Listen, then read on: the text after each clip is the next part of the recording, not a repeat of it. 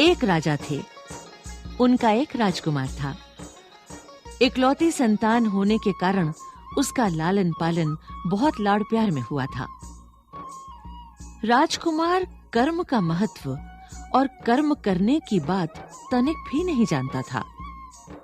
उसकी सब सुविधाएं, ऐश-आराम और रौब-दाब सिर्फ राजकुमार होने के कारण ही थे। उसकी सेवा में आदेशपाल तत्पर रहते।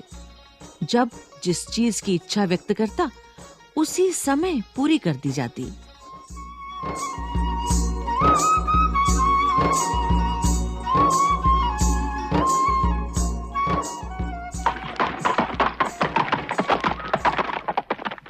राजकुमार नियमित घोड़े पर सवार हो नगर भ्रमण के लिए निकलता। साथ में अंगरक्षक भी रहते। जिधर मन करता उधर जाता। एक बार राजकुमार घोड़े पर सवार हो एक बुनकर के द्वार से गुजर रहा था। बुनकर कपड़ा बुनने के लिए द्वार पर सूत तान सुखा रहा था। उस समय किसी आवश्यक काम से वो कहीं निकला हुआ था। द्वार पर उसकी लड़की सूत लपेट रही थी।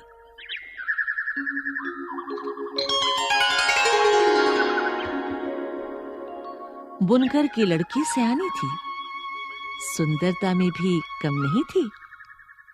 उम्र में राजकुमार के बराबर की ही थी।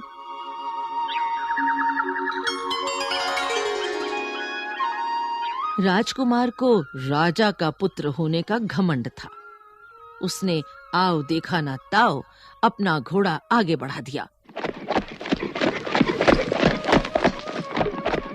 बुनकर के ताने हुए सूत को तोड़ता हुआ वो आगे निकला।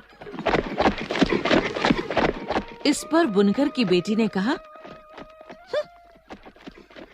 पिता के धन का ये घमंड किसी काम का नहीं। अपनी सामर्थ्य हो तो दिखाओ। जवाब में राजकुमार ने घोड़ा रोक दिया। उसे टोकने की हिम्मत किसे हुई?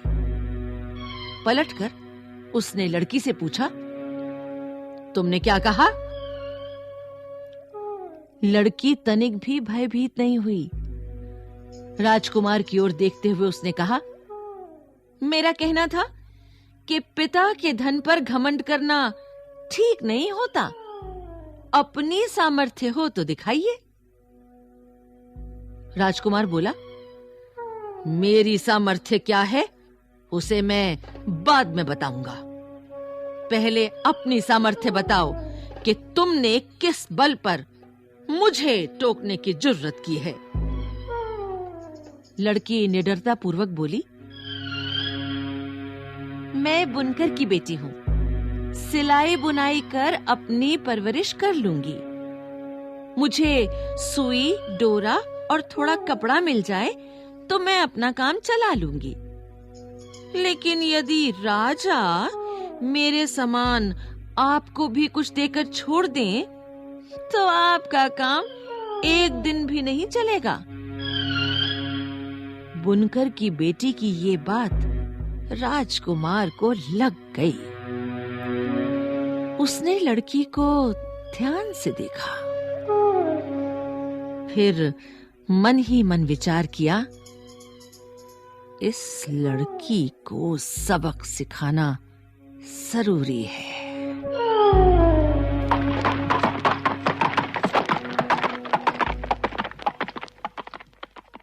अब राजमहल लौटते ही वो एक कमरे में रूठकर बैठ गया।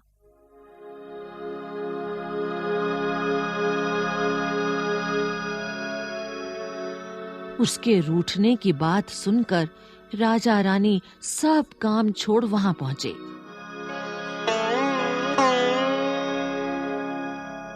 राजकुमार ने अपनी फरमाइश रखी कि जब तक उस बुनकर की बेटी से उसकी शादी नहीं होती, तब तक वो अन्न जल ग्रहण नहीं करेगा। उसकी बात सुन राजा रानी दंग रह गए। उन दोनों की समझ में नहीं आ रहा था कि राजकुमार को ये क्या हो गया है। राजा रानी ने समझाया कि वे लोग उसकी शादी खूब सुंदर राजकुमारी से करेंगे, लेकिन राजकुमार नहीं माना, जिद पर अड़ा रहा।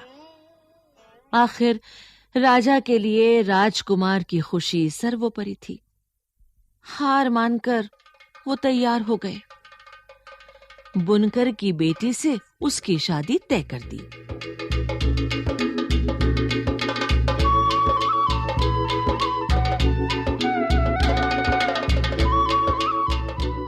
पूरे नगर में ये खबर फैल गई कि बुनकर की बेटी की सुंदरता पर रीझकर राजकुमार उससे शादी कर रहा है। लेकिन यहाँ तो बात दूसरी थी।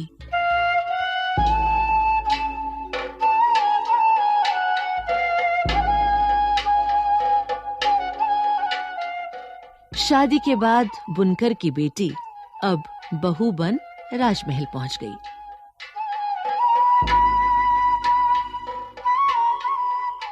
शादी होते ही राजकुमार उसके पास सुई, डोरा और कुछ कपड़ा लेकर पहुंचा। फिर उन चीजों को उसे देते हुए कहा, इन्हें रखो, अब इन्हीं से अपना सब काम चलाना। मैं तुम्हारी सामर्थ्य देखना चाहता हूं। ये कहकर राजकुमार वहां से लौट गया।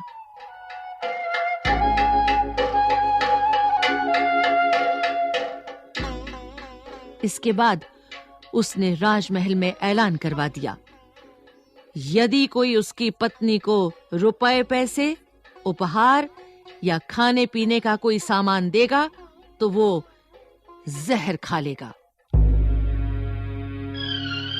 राजकुमार की धमकी से सब डर गए, लेकिन इस धमकी से बुनकर की बेटी पर कोई असर नहीं हुआ।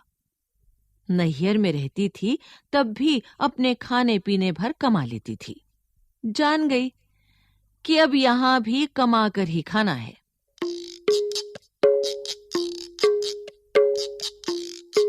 वो राजकुमार की दी हुई चीजें, सुई, धागा और कपड़े लेकर बैठ गई।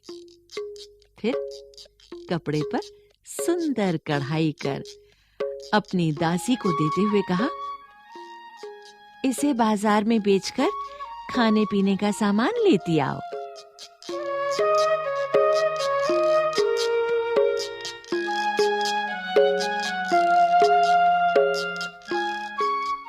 दासी राजकुमार के आदेश से परिचित थी। राजमहल की चीजों पर ही बहू को रोक थी, उसकी अपनी कमाई पर नहीं। दासी ने उसका कढ़ाई किया हुआ कपड़ा ले जाकर बाजार में बेच दिया। अच्छा दाम मिला। फिर खाने पीने का कुछ सामान लेकर आ गई। बुनकर की बेटी ने अपना रास्ता खोज लिया। अब दूसरे दिन के लिए भी उसने कढ़ाई शुरू कर दी।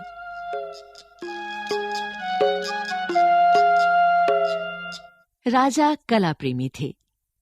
उन्होंने अपने मंत्रियों को आदेश दे रखा था कि राज्य में कहीं भी सुंदर और विलक्षण चीज दिखाई पड़े तो राज दरबार में उपस्थित करना है। राजा की इस इच्छा के चलते राज दरबार में सुंदर चीजों की भरमार होती जा रही थी। उन विलक्षण चीजों को देख सब गर्व अनुभव करते। सुंदर चीजों के संग्रह के क्रम में एक दिन एक मंत्री सुंदर कढ़ाई किया हुआ कपड़ा ले आया।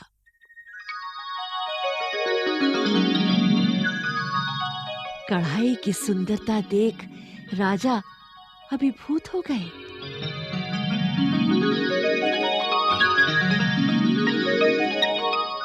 कढ़ाई ले आने वाले मंत्री को राजा ने खूब शाबाशी दी, उसे पुरस्कृत किया। राजा ने उस अद्भुत कढ़ाई को अपनी रानी और बेटे बहू को भी दिखाया। रानी वो कढ़ाई देख बहुत प्रसन्न हुई। राजकुमार ने भी उसकी तारीफ की, लेकिन बहू उस कढ़ाई को देखते ही आश्चर्यचकित रह गई। बोली, ये तो मेरी ही कढ़ाई है। राज दरबार में ये कैसे पहुंच गई? बहू की बात सुन राजा रानी अचरज में पड़ गए। उन लोगों की समझ में नहीं आ रहा था कि बहू सच कह रही है या झूठ। सफाई में बहू ने दासी को बुलाकर सबूत भी पेश कर दिया। उस पर भी राजा रानी को पूरा विश्वास नहीं हुआ कि वो ऐसी सुंदर कढ़ाई कर सकती है। वो राजा रानी का संदेह भांप गई। फिर उसी पल उसने वैसी ही कढ़ाई सबके सामने बनाकर दिखा दी। अब राजा रानी का सारा संदेह दूर हो गया।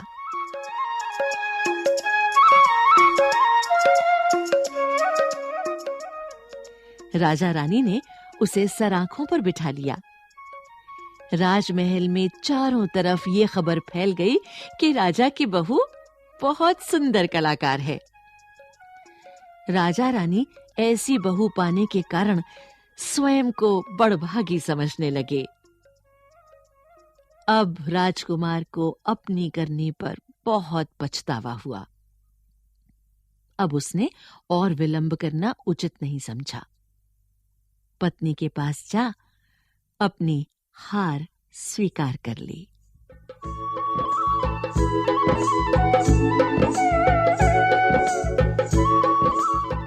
कहा, तुमने मेरी बुद्धि खोल दी।